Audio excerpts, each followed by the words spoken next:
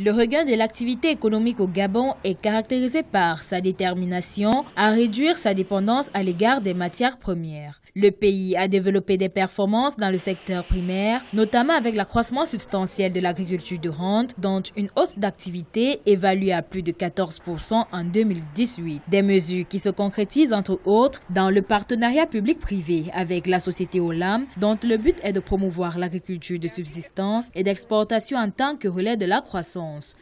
Il y a tous les secteurs, parmi lesquels les plus importants, il y a le bois, l'agriculture.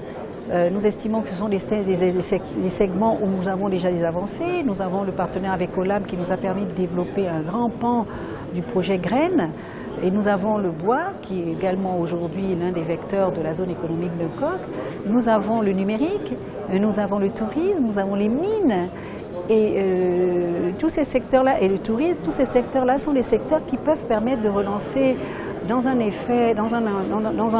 délai très rapide la diversification de notre économie.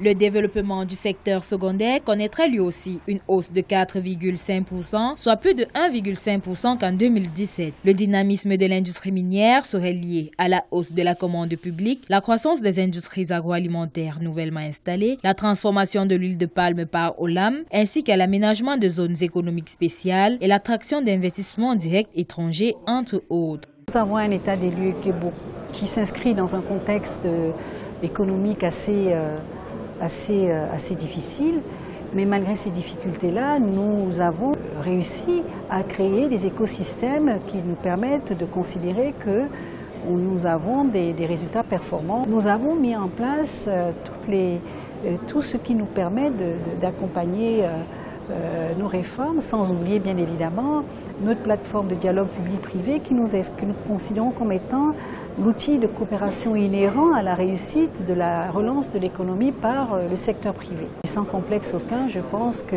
rien que notre zone économique, le nouveau port et un certain nombre d'investissements que nous avons faits, nous avons de quoi séduire le plus grand nombre d'investisseurs.